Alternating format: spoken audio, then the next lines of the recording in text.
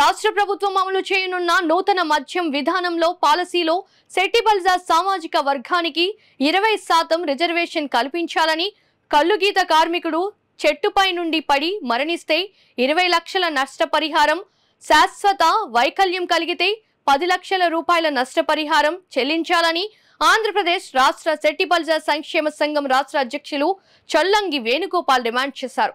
కాకినాడ రామారావుపేటలో గల శెట్టి బలిజ కమ్యూనిటీ హాల్లో ఆంధ్రప్రదేశ్ రాష్ట్ర శెట్టి బలిజ సంక్షేమ సంఘం ఆధ్వర్యంలో ఇటీవల వాసంశెట్టి సుభాష్కు కార్మిక శాఖ మంత్రిగా అవకాశం కల్పించిన సందర్భంగా విజయోత్సవ వేడుకలు నిర్వహించారు.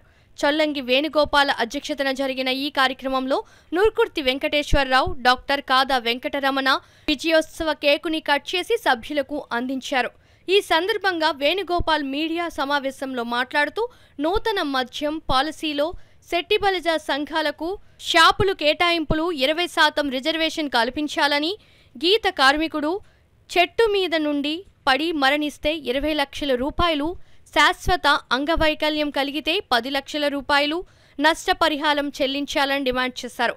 నూరుకుర్తి వెంకటేశ్వరరావు మాట్లాడుతూ తెలుగుదేశం పార్టీ జాతీయ అధ్యక్షుడు నారా చంద్రబాబు నాయుడు కాకినాడ పార్లమెంట్లో 2 బీసీలకు అవకాశం కల్పించారని, అదేవిధంగా అమలాపురం పార్లమెంటులో వాసంశెట్టి సుభాష్కు అవకాశం కల్పించి కార్మిక శాఖ మంత్రిగా ప్రకటించడం శుభపరిణామమని, ఈ కార్యక్రమంలో శెట్టి బలిజ సంక్షేమ సంఘం నాయకులు ఎల్లబోయిన చిన్న, చింతపల్లి చంద్రశేఖర్, గుత్తుల శ్రీనివాస్, వాసంశెట్టి భీమరాజు, చింతాకుల భాస్కర్రావు, మటపర్తి రామకృష్ణమూర్తి, అంజిబాబు, పంపన మురళి పెద్ద సంఖ్యలో శెట్టి బలిజ సంఘాలు పాల్గొన్నారు. వృత్తి కోల్పోయాం.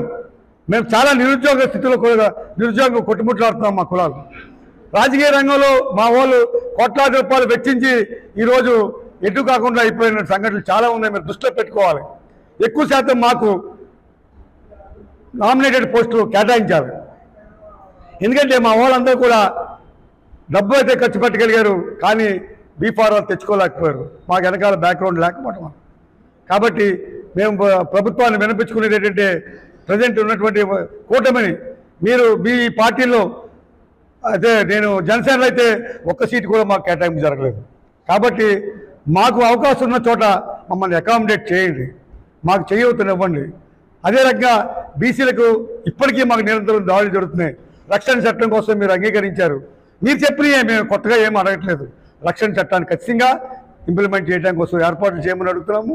అదే రకంగా మాకు ఇండస్ట్రీస్లో కూడా ప్రైవేటైజేషన్లో రిజర్వేషన్లు ఏదైతే ఈరోజు మా కార్మిక శాఖ మంత్రిగా మా మిత్రులు సుభాష్ గారికి ఇవ్వడం జరిగింది. మరి ప్రతి కంపెనీలో కూడా ఇండస్ట్రీలో కూడా రిజర్వేషన్ కానీ మెయింటైన్ చేసినట్లయితే ఖచ్చితంగా మేము కూడా చాలా మటుకు ఎంప్లాయ్మెంట్లో వెళ్తాము, మా బ్రతుకులు మారుతాయి. కాబట్టి మేము కోరుకునేది ఏంటంటే, మీరు ఏదైతే చెప్పారో మేము అదనంగా ఏం మాకొద్దు, మీరు ఏదైతే చెప్పారో ఆ రకంగా మాకు నిర్వహించాలని చెప్పి దాన్ని మేము ఖచ్చితంగా మీకు రుణపడి ఉంటాము. ఖచ్చితంగా మేము లాయల్టీగా మీ పార్టీని ఖచ్చితంగా మా వాళ్ళందరూ కూడా ఆ యొక్క దీన్ని మేమంతా కూడా అంగీకరిస్తామని చెప్పి తెలియజేస్తున్నాం.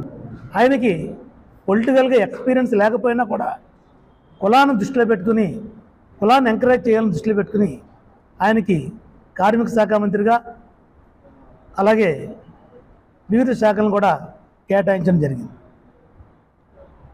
చంద్రబాబు నాయుడు గారు ఎలక్షన్ ముందు మేనిఫెస్టో రిలీజ్ చేయడం జరిగింది.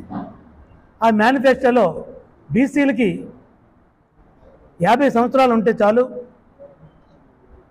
అందరికీ కూడా పెన్షన్కి ఎలిజిబిలిటీ అని చెప్పడం. అలాగే ప్రతి కమ్యూనిటీకి కూడా రకరకాల రాయితీలు ఇవ్వడం చెప్పడం జరిగింది. శెట్టి బలిజ సామాజిక వర్గానికి సంబంధించి ముఖ్యంగా రేపు రాబోయే ఎక్సైజ్ సంబంధించి లిక్కర్ షాపుల వేలంపాటలో కులానికి సంబంధించి 10% నుంచి 20% వరకు ఓన్లీ శెట్టి బలిజ కులానికి సంబంధించి శెట్టి బలిజ, గౌడ, శ్రీసేన, యాత, ఈడిగా 5 కులాలకు సంబంధించిన వారికే రిజర్వేషన్ చేసి దాన్ని కేటాయిస్తానని చెప్పడం జరిగింది.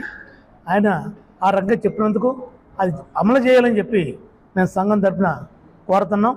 అలాగే మీ యొక్క మాట వంపునేయం ఖచ్చితంగా సుభాష్ గారు అందరితోని సఖ్యతగా ఉంటూ కులాన్ని మంచి పేరు తీసుకొస్తారని చెప్పి ఆశిస్తాం.